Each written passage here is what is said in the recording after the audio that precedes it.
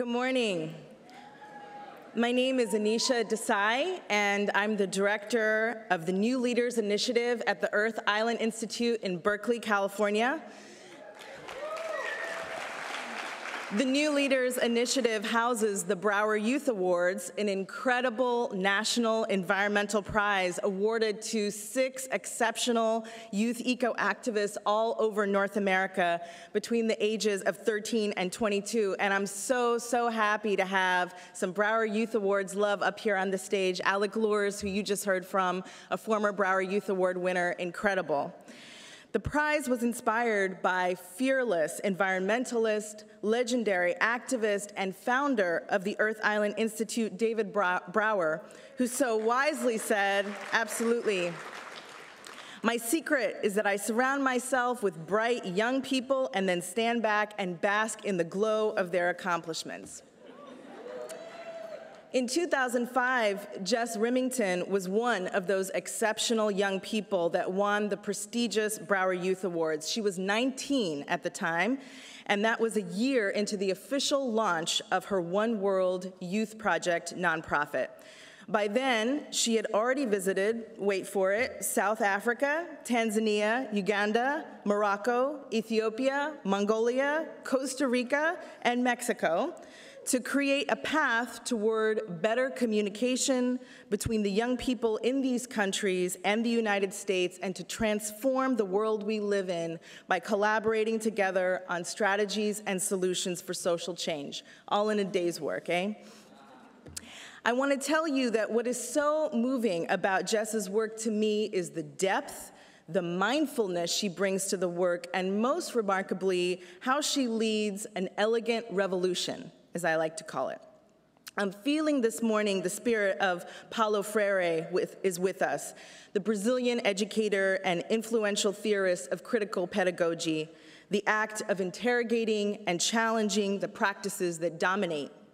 And I'm going to ask his spirit to stand with me this morning as his words so beautifully capture what inspires me about Jess. I am inspired by her depth. Knowledge emerges, says Paulo Freire, only through invention and reinvention, through the restless, impatient, continuing, hopeful inquiry human beings pursue in the world, and with each other. Jess's programs are about so much more than community service or cultural exchange. They are layered, they are textured. Every young person in her programs can be directly involved in the design and the implementation of the curriculum and what they choose to do with it. They are about dialogue and plenty of it. She is about struggling with complicated issues, not running away from them. And her work is built on long-term, sustainable relationships between youth leaders all over the globe. I am inspired by Jess's mindfulness. Says Paulo Freire, one cannot expect positive results from an educational or political action program which fails to respect the particular view of the world held by the people. Jess brings an intentionality, a mindfulness, and a humility to her work, which is manifested in the way in which her programs are conducted, a mutual learning of cultures, a mutual sharing. Her global youth programs take into account the context in which they are operating through a spirit of respect. She is creating space in her programs for young people to say to each other, "We'll help you understand what makes us, us. We'll tell you our own stories. We'll explain to you how globalization and power is impacting us. We'll tell you about our struggles, and we'll listen to yours." Through her programs, youth have the opportunity to understand early on that our fates are inextricably linked, that we have the capacity to be better, more empathetic, more conscientious humans. And finally, I am inspired by the elegant revolution Jess is leading.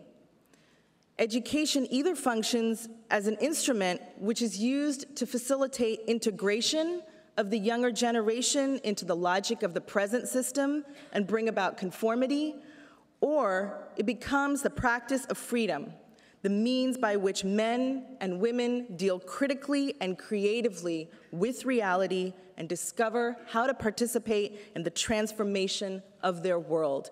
Wise words from Paulo Freire.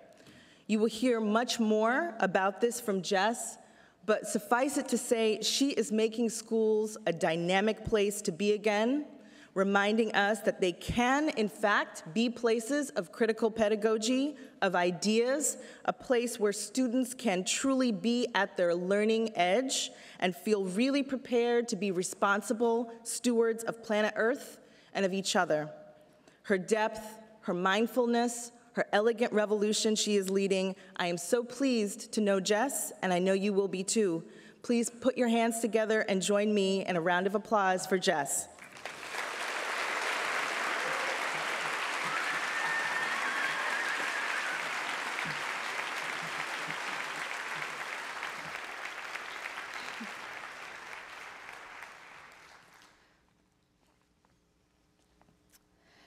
So I'm going to begin by sharing a poem that I wrote inspired by the writing of John O'Donohue. I mean, like, waking up in the morning, it's just so normal. Seeing clouds and sky, normal. Going to work and school, routine. Night skies and ferns and smiles of people and ancient artwork can all be tucked into a day these days. Airplanes to faraway lands tucked into the fold of a week. It's like one day, if we just keep doing, it might all never ever be glorified anymore. Like we might altogether lose the ability of awe. See, as far as I can see, humans, we have this uncanny ability to domesticate everything we touch. The strangest things absorbed in the daily routine of daily mind with steady geographies of endurance, anxiety, contentment, frustration. Only seldom does it seem the haze lifts and we glimpse for a moment the amazing plenitude of being here. We are being told that what we do is not of great significance. We are being made to feel as though it's all just a game. In this controlled space, the media, the jobs with indefinable ends, the routines that have boxed us, the consumption for the sake of it, it all just seems so much like a diversion, like nothing is ever so serious except the next phone call or email or boss to please or bill to pay. Like that we can't possibly be part of something much more significant, living, connected. We are hanging free, circling our shared space, unattached yet simultaneously domesticated. We are boxed, unaware of our detachment. We are sold with a label that does not read like something of spiritual significance or of high importance. And thus, we crash into each other and crush each other, perhaps unknowingly, searching for better labels than the ones that have been given to us. Grasping for more meaning than just a game with an end that we can't even comprehend. It's like somewhere along the way, we believed them. We bought the story that it was just a game. Maybe because at the time it was easier to do so, and the story was new and something different, and it was wrapped all nice and appealing with promises of life being easier. And maybe because even the storytellers didn't know how it would unfold. The fact is, we've forgotten, collectively it seems, what it is to be human. The great importance of our significance and simultaneous insignificance. If you could imagine the most incredible story ever told, it would be less incredible than the story of being here. And that story's not a story. The ironic part is, it's true. And moreover, it would be less incredible than the story of trying to stay here, to save humans from themselves, from all the speeches we've been talking about to protect our existence on this earth. I was at this conference recently where this teenage boy broke down crying. He said he was just so depressed, so overwhelmed by how screwed up the world was. And he felt so personally responsible for making it better, for fixing it. And what I told him was that, yes, some things suck. Some things are going to shit. And it can be tremendously paralyzing sometimes. But the beautiful, the awe-inspiring side of it contains a truth that's almost too overwhelming to admit to ourselves. The amazing part is that this generation, that his generation, my generation, and the one coming up right after us, we get to completely reinvent the way that almost everything humans do is done on Earth.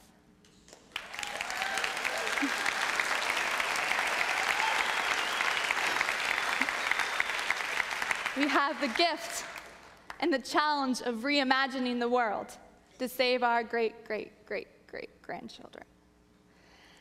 Is there anything possibly more important, more exciting? But I'm here today because I have a confession. I'm not sure we're going to do it.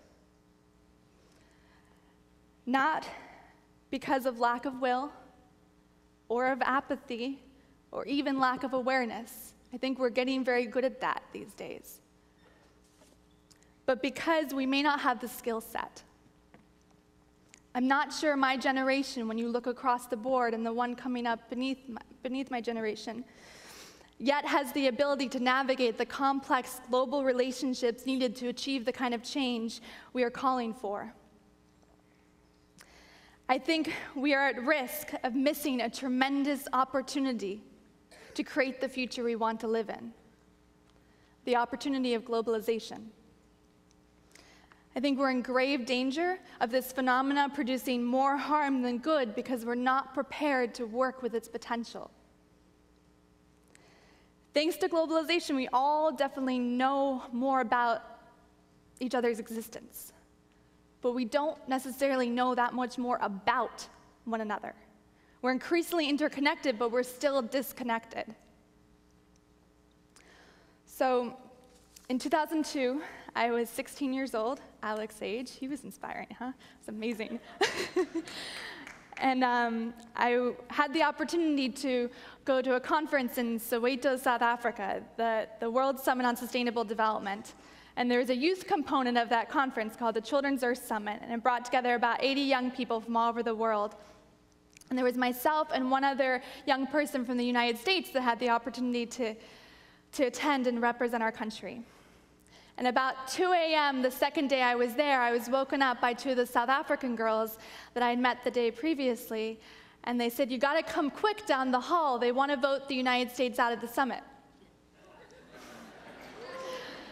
And that was me, in this case, and my peer. And we were confused, because we'd been nothing but nice to everyone, we felt, since we arrived. And as I walked down the hall in my pajamas and entered, it was kind of like walking in a secret meeting. People were sitting by country group. There's a lot of different languages being spoken. I sat down, someone started translating for me, and I just listened. And it became clear quickly that it wasn't about who I was as a person. It couldn't be. People didn't know about me. It was about what I represented coming from the United States, coming from the West. I had been stereotyped. And the task that myself and my peer faced that night was defending our right to remain there as human beings, separate from our nation's policies, separate from the nation we came from, separate from our stereotype. And we were able to do it. They let us stay, and I'm still friends with many of the people I met at that conference.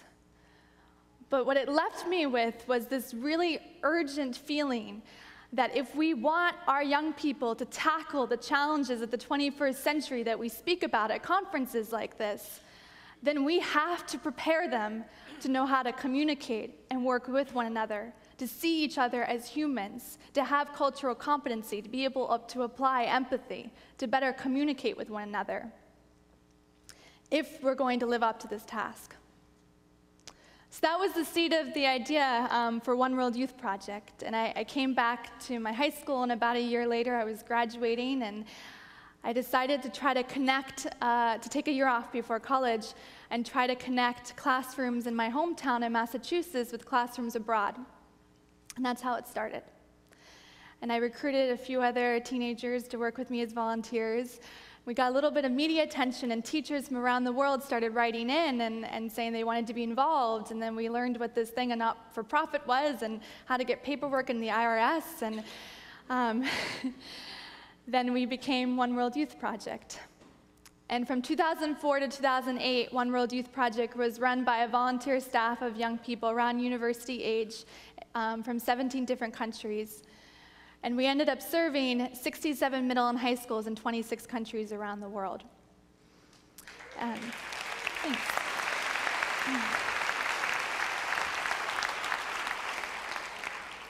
And we learned a lot during those 4 years.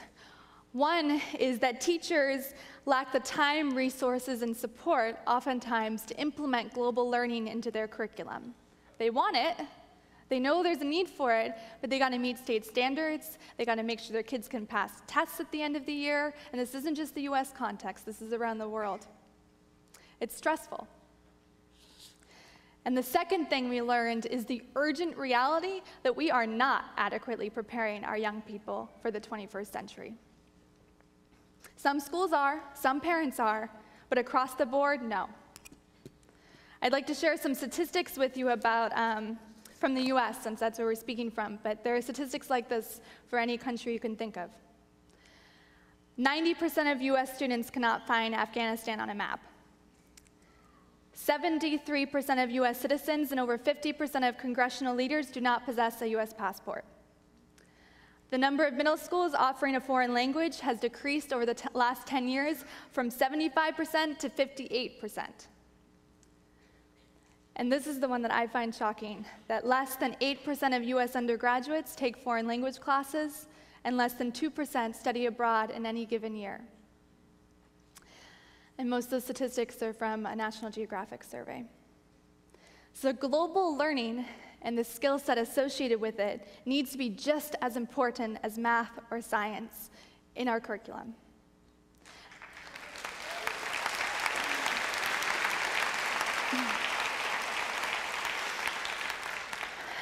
And I kept being left with, during those 4 years, this thought about, what about the youth we aren't serving?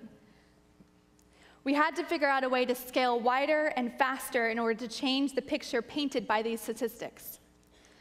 In 2008, we were receiving more school applications than we had the capacity to accept. So we knew we had to do something if we wanted this to keep going. So we met as a team that summer and made the commitment that we wanted to create a program that would have the capacity to serve every middle and high school classroom on Earth. Kind of big. Not that everyone had to join, but that we would at least have the capacity to serve that kind of quantity. So thanks. So in 2009, we launched the next phase of One World Youth Project with our first full-time staff of 4. And what One World Youth Project does now is that we partner with universities to establish service learning programs on their campuses. We embed them within a department, within a course, within a center, and then we train undergraduates on those campuses to work once a week and teach global learning in a local middle or high school classroom. And then we partner with those public school districts. And then we pair that classroom with a classroom abroad, where on this other side, there's the university too, with the undergraduates being trained. It's not just US universities, it's universities all over the world. We're a global program. So I want to show you a video that talks and shows some images about this program and kind of the macro view of what we're trying to achieve.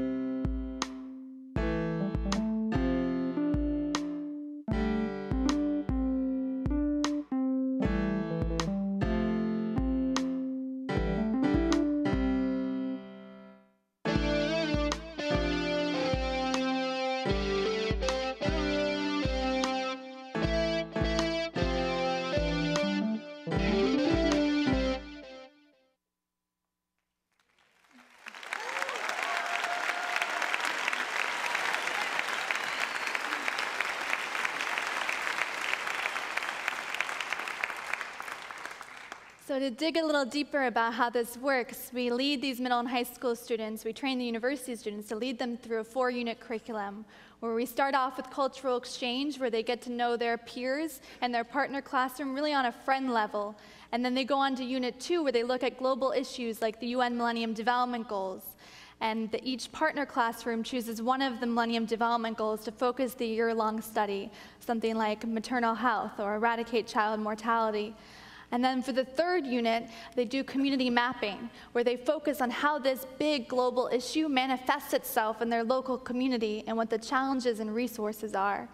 And then lastly, with the last unit, Unit 4, they do service learning. So they design and implement a community service project or a service learning project that helps meet that big global issue in their local community. And all of this is done through a global conversation that benefits both the middle and high school students and the university students.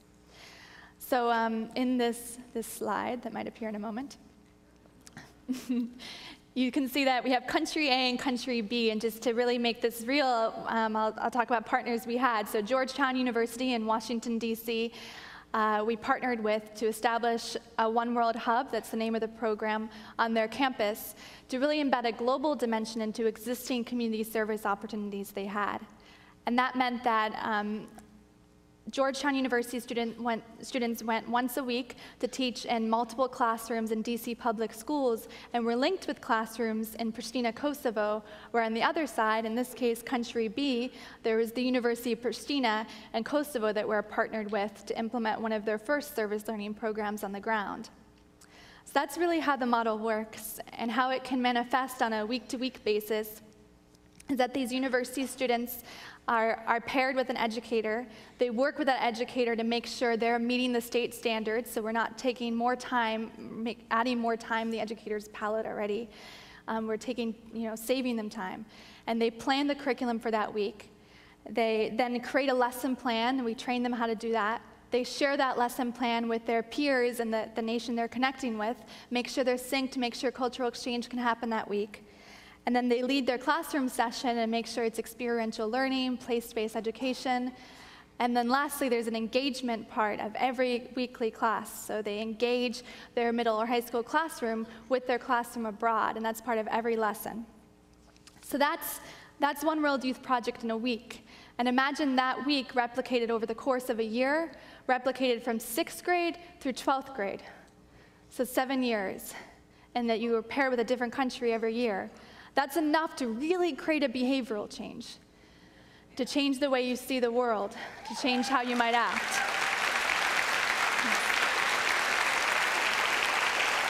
And then imagine that you're inspired to go on to university after that because you've had these university mentors in your classroom every week, and it doesn't seem so far away, and they're from just down the street.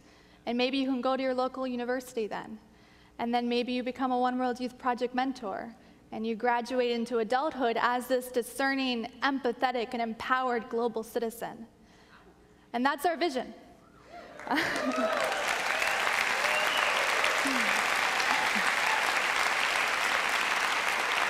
Our vision is a just world built through the actions of generations of empowered, discerning, and empathetic global citizens. And our theory of change is that the rate of globalization has outpaced people's ability to be effective participants in it. The degree to which we're globalized has outpaced the degree to which we know what to do with it and how to do that compassionately and empathetically.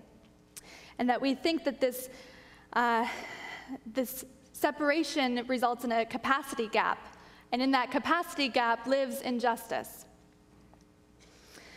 The second industrial revolution taught us that when a company simply acquires new technology, it means very little in terms of real change going on.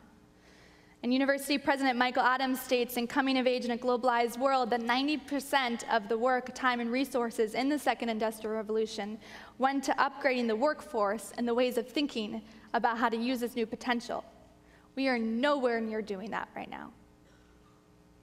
We've acquired a whole bunch of new technologies as a human community, but we haven't upgraded our ways of thinking and doing in order to maximize our new potential.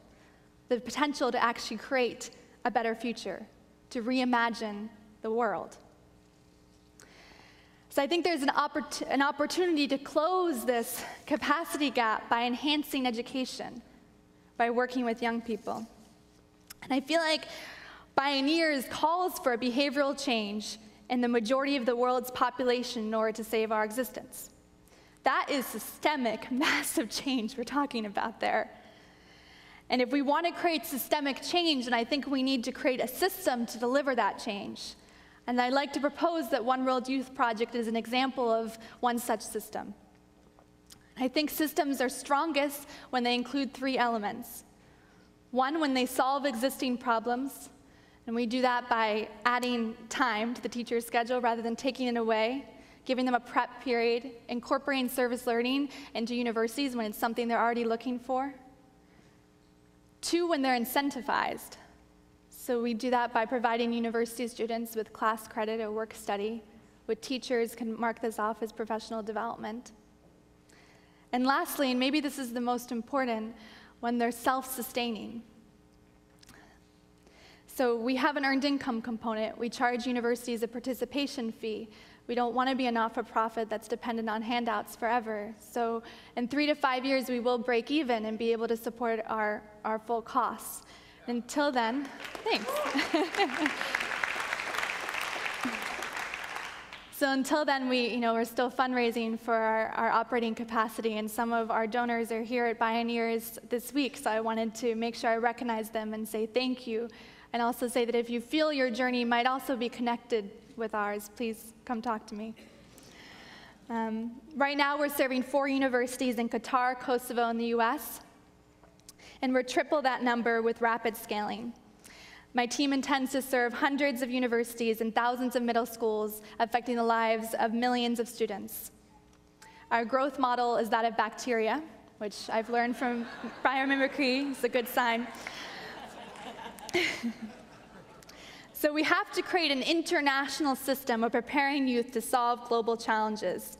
My generation feels the fire. But the vast majority don't know how to operate within the reality of this fire, or what to do. How do we put it out? Where are the instructions? If we're on the burning platform, how do we jump off of it? Of course, there are exceptions. You saw that with Alec this morning. We see them every year at Bioneers. They're incredibly inspiring individuals. And I think that many of us rest assured that the future will be okay because these new leaders are rising up to help lead the world in a positive direction. And that's true.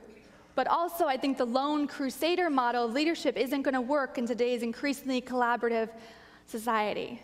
And that's something I've learned from Nina and my peers at Cultivating Women's Leadership. We need entire communities, entire regions leading the way. And that's possible to achieve.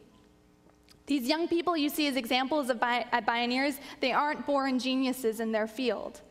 They're not flukes of nature. They grew up with a certain set of circumstances, coincidental or perhaps enabled by the people around them, that allowed them to practice, to gain the skill set they needed, to have the self-confidence and awareness to take action. I see the task of our time as replicating those influences equitably across the world. That's our call to action. Anything you are fighting for, anything you're passionate about as it relates to social change can be scaled by enhancing education and creating a more discerning, empathetic, and empowered populace to join with you. I think it's extremely urgent that we live out that potential. Thank you.